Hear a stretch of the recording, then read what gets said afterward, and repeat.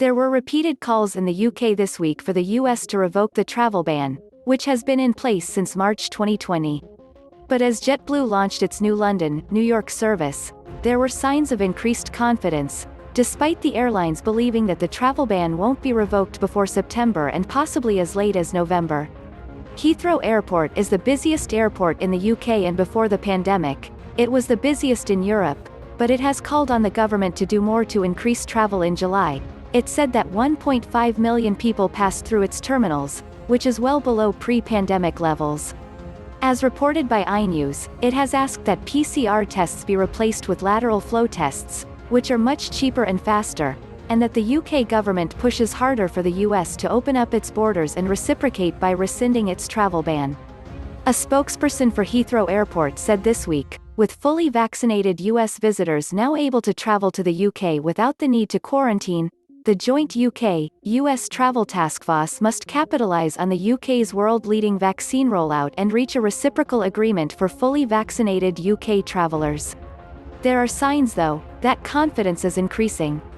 Passengers travelling from North America increased by 230% during July, with the most popular route being New York's JFK Airport as it used to be, pre-pandemic.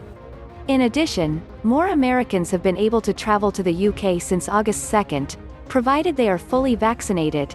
They can still travel if not, but must enter a 10-day quarantine upon arrival. Additionally, JetBlue went ahead with its planned opening of a NY-London route, despite the pandemic. The first transatlantic flight left JFK on Wednesday evening, and it plans to start a Gatwick route on the 29th of September, as reported by the BBC. Prices for a ticket started at $941, £679, one way, slightly cheaper than British Airways and Virgin Atlantic, which both listed $980 a ticket for the same time period. JetBlue has completely redesigned its aircraft for the international journey, rather than using its existing planes. Adding in other airlines, this now means that there are a possible 28 flights a day running between London and New York. The US-UK travel industry is lucrative.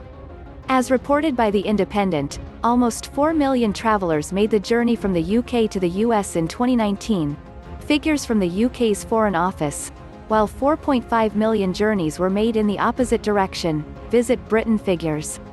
Before COVID-19, it was the London-New York route which carried the most people, almost 3 million annually.